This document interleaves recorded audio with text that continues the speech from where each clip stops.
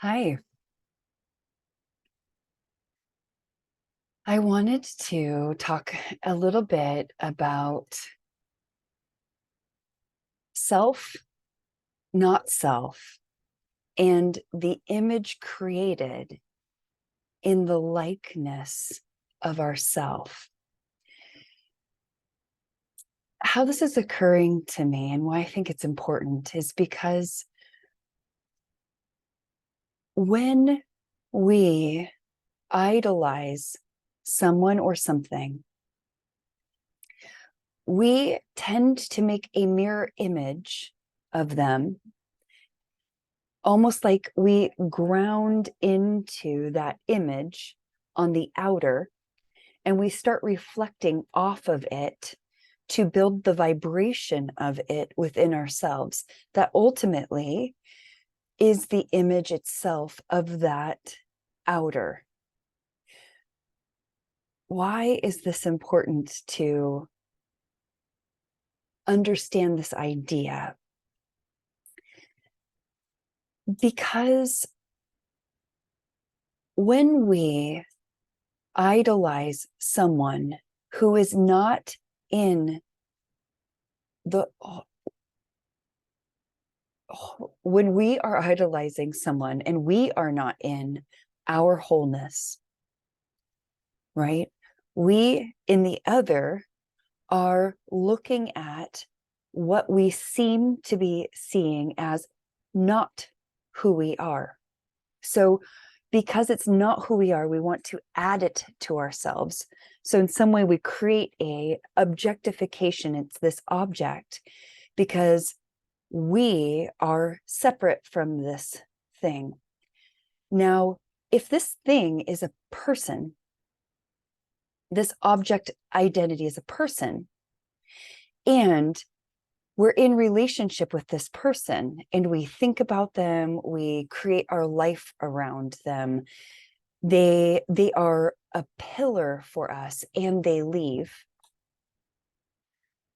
we don't have that reference anymore. We experience then literally what we created, we objectified, we in a way put this on a throne in our own inner kingdom. And when it's no longer there, we no longer have an identity with that thing. We are lost again to who we are because this thing was filling a place for us of the not self, this idea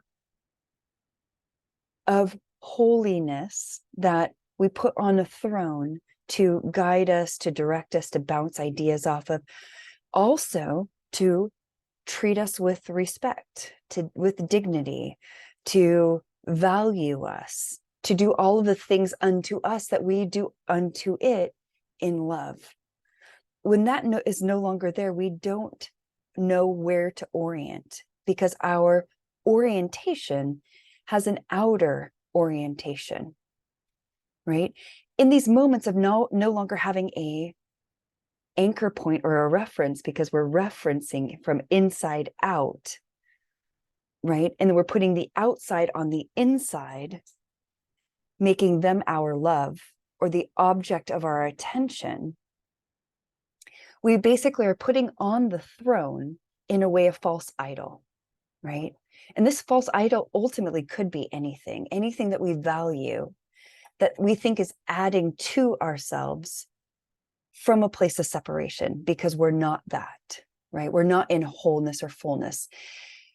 Now, the difference in having this outside coming from our fullness of self is this no longer is an object.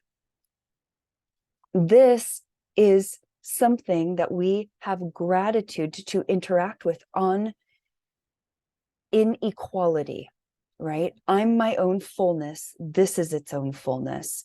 And we together are reflecting back and forth in our expression, right? That we don't need the other for our own survival. We don't need the other for love. We don't need the other.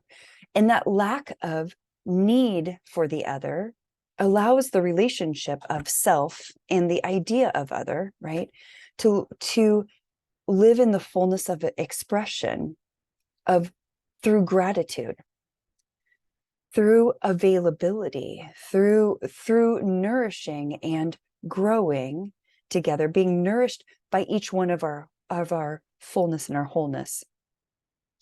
Why is this also important to look at when we are seeing ourselves as a separate self, when we don't value ourselves, we don't see ourselves as worth loving?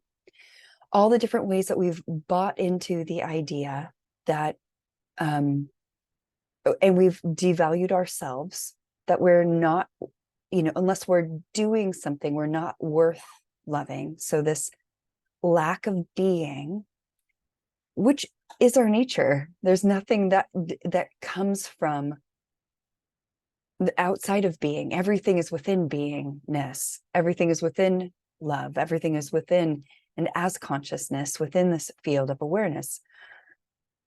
Why then this idolization becomes so important?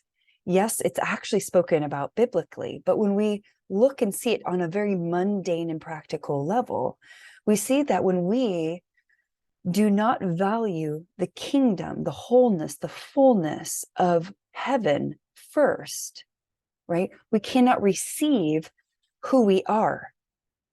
When we cannot receive the totality or know the totality of who we are, and we believe in the idea of separation, we start looking for the outside. This is where we start getting consumerism, where we start consuming each other, looking at each other, what we can add, how beautiful we can be, like what our bodies can look like, how many degrees we can have, how much knowledge we can obtain.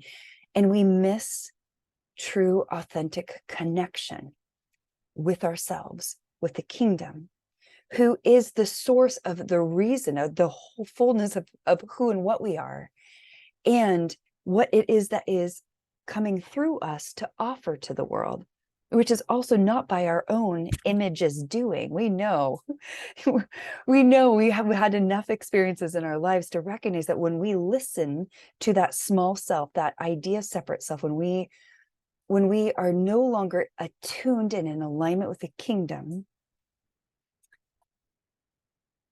with truth, what happens, what is reduced, how we objectify the outer, how we grasp, how we lust after, how we become greedy to add to ourselves something. All of these, 7 deadly sins, if you will, are because of the lack of seeing the fullness of ourselves and walking in accordance with that.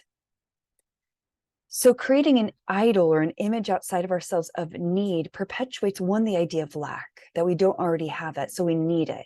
Consumerism is how this world continues to perpetuate that we would take other people's energy, that we would consume them and then devalue them when we decide they no longer are giving us what we want or what we need, right? If we looked at unconditional love this way, right, it's not this way, right? We sacrifice unconditional love for something conditional, and we put that conditional love in the place of unconditional love, right? We put if it were a frequency and vibration, if it were a quality of food, right, it would be, or on a hierarchy, it would be a lesser quality of nourishment, right? You would need more of it. You would need to consume more of it to nourish yourself. Yet if you had the high octane and you're putting the high octane into your tank all the time, you're sustained in the world needing very little to do, because you're sustained by the power that empowers everything. So when we idolize something outside of ourselves, we are saying, one, that is not us. Now, idolizing and appreciating are different energies. Appreciating something, right, is to value it as it is. but it's not lusting after. It's not also longing for it. It's appreciating, it's valuing it for what it is, for what we observe and what we can see that is the value that arises from within us to see in it. So because we're appreciating it, it's already living in us. So we don't have the grasping energy of it, right? Because we're not idolizing it. When we look at that also similarly to lots of other frequencies that we could look at, what comes from a whole place within us, where we can look at something and appreciate it, but not need it and not want it, not to recognize that we value the life that it has. Like a flower, we can appreciate a really beautiful flower, right? We can appreciate the artistry that goes into the flower. We can appreciate even the gardener who took their time to, cultivate the ground and to water this and to fertilize it. We could create a whole process, but to pick the flower, to take it, right, so that we can have it and make it our, to covet it now as an object for our pleasure, would no longer allow it to be as it is. And now use that analogy in your life, right? When we do not see the fullness of ourself, when we do not have a self-awareness of the highest form of identity that we can have in the fullness and wholeness, we are left open for a false idol to come in and take its place, for something else that is not the totality of all, where then we are left exposed to the forces of the world, right? When we're in lack, when we believe that lack exists and that we're in it because of our perpetuation of the world within our inner universe, where we do not know who am I, then the world can influence us to, this is temptation, right? To want or need something to maintain its existence. But really, it's not your existence it's maintaining. Just think about this for a minute. By buying in to temptation, what's being maintained is the world, right? The world's survival is maintained. Yet it's the same thing that provides us so much suffering, to believe in that as a fuel for happiness, or as a fuel for self-identity, who I am in the world, my job, my profession, what I look like, what I do, all these things that I add to myself to change, like, let me take this class so I can be a better whatever. And we miss out on the treasure that we already are right here, right now. And that doesn't mean that that's easy to let it all go. That doesn't mean it's easy to surrender and allow ourselves to really be seen first by ourselves, and to tend to all the places that we have created in isolation, put in isolation, so that we can belong to something that doesn't belong to us anyway, the world, right? Yet it is a byproduct of a perpetuation of ideology, of separate thought, and the belief that instead of connectedness and interconnectedness and the intimacy with all of life, that we could actually somehow cut off ourselves from the wholeness, from the truth of who we are. It's the greatest lie that we continue to perpetuate, and it's the greatest source of our suffering. Now, when we stop subject-object identifying, and we build intimacy with ourself, And we start to cultivate awareness and feel self, the vibration of the heaven in everything, and see for ourselves, know for ourselves, experience for ourselves that there's no difference, because we stop feeding the idea, we let the idea that we could for our own benefit pick that flower, and instead start giving the flower back, because not only are we that flower, right? We recognize that we already have all the flowers that we need. We don't need that flower. We have it. Now we just enjoy the flower. And actually we gift our flowers to anyone who actually thinks that they need it, right? Because we already know the wealth, the source of abundance, and the power from which it all came is already right here, right now. Not by thyself, but by thyself. In alignment, us moving the image of who we think we are, this idea, this body, this personality called Courtney. And of course, Courtney still has a personality. It's pretty great. But the personality that's interfacing in the world, but who Courtney is, this body that's born into this world, who has a chronological age that is an idea that reduces Courtney into something that is not who she is, or not what it is in truth. When we stop idolizing ourselves, which means that we stop making the world comfortable and moving into places that would keep us from the truth of ourselves, to take the idol off of the throne, to let the true heavenly ruler rule. We get out of the way, right? Life then is all of what is present. We are aware of what we're aware of, and it just is what it is. When we continue to perpetuate idolization, we suffer.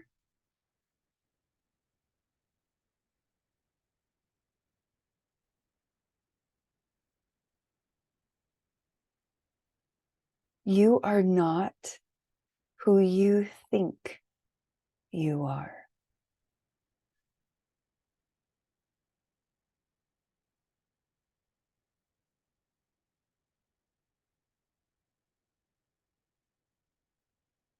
And to create an image, to put a frequency that is not unconditional love and loving, and to idolize that,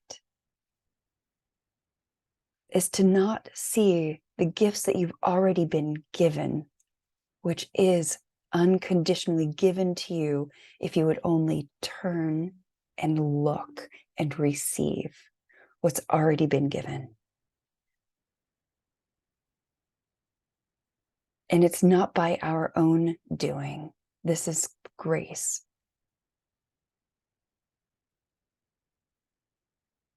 You are receiving yourself in the fullness of yourself, greater than you, the little you could have ever imagined possible.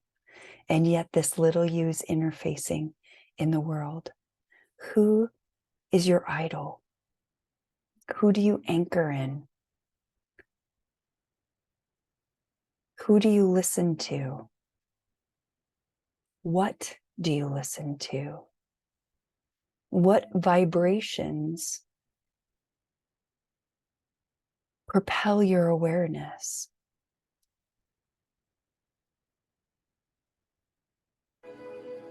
When there's no more subject and object, when it's just being, we're all spontaneously living freely in every moment, unlike the moment before. And when we allow ourselves to freely live without a past, without a future, the excitement of life, living and seeing and experiencing itself unfolding right here, right now, not as a body of knowledge or a compartmentalization, but as a living truth available right now.